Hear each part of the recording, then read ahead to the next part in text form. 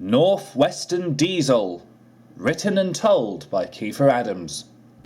Diesel was not in the best of moods. After he had played a trick on Fergus that he was no longer the pride of the cement works, the Fat Controller had caught him out and had sent Diesel to work at the smelters. Diesel hated every single moment of it. The Ironworks brothers Ari and Bert didn't make things easier for him. Diesel was pleased when his work at the smelters had come to an end. The Fat Controller immediately sent him back to the other railway in disgrace.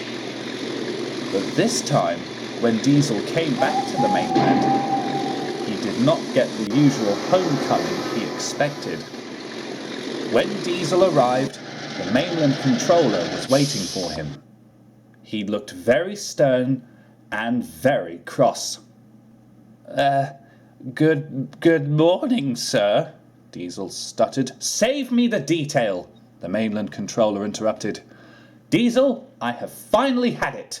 I am fed up of you being brought back here all the time as soon as you cause problems for Sir Topham's railway. I can't keep it up anymore. Diesel, I am no longer going to keep you on my railway. You can find somewhere else to live as far as I'm concerned." With that, the mainland controller turned sharply on his heels and walked away. At first, Diesel didn't seem to care, until the realization kicked in. Now he didn't have a home. Sodor didn't want him. The mainland didn't want him. Diesel didn't know what to do. "If I go back to Sodor, they'll hate me," he whimpered. "And if I stay here, they'll hate me even more." Instinct told him to go back to Sodor. He wasn't sure, but he gave it a try. Diesel arrived at the fuel depot.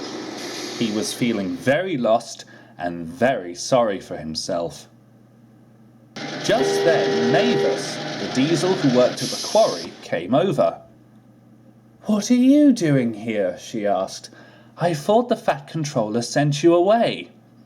Diesel gulped. He was secretly pleased to see Mavis and told her everything. When he'd finished, Mavis's heart sank. "Oh, Diesel," she said, "I am sorry." "Don't bother talking to the Fat Controller about it," said Diesel. "I know now where I'm not wanted." Before Mavis could say anything else, Diesel rumbled away. She had to do something, otherwise Diesel wouldn't have a home to go to. Later that day, Mavis was at the quarry.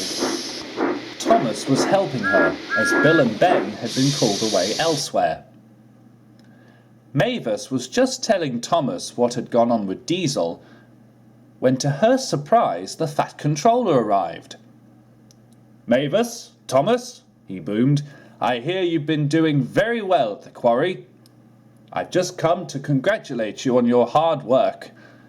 "Thank you, sir," said Thomas. "Thank you," said Mavis. "Sir, could I have a word?" The Fat Controller listened. By the time Mavis had finished explaining about Diesel, the Fat Controller first looked concerned.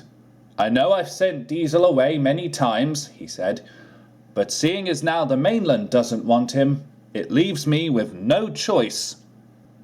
What he said next made Thomas very shocked. But Mavis smiled. She knew that Diesel was going to have some good news finally come his way. A few days later, Mavis was resting in her shed at the quarry when a horn sounded. Diesel backed into the shed next to her. "You're looking happier," said Mavis. "The Fat Controller has made me a Northwestern engine," Diesel beamed. "I know," said Mavis. She gave a knowing smile. Diesel gasped. "You did this for me?" "Of course I did," said Mavis. "We're Diesels. We should look out for each other just as the steam engines do." Diesel felt very happy. Diesel is still a devious engine because he's that sort. and he does have moments where he's still mischievous and often causes trouble for the engines. But considering the fact that he was saved from the other railway and now a northwestern engine, Diesel is secretly happy that he finally has a railway he can call home.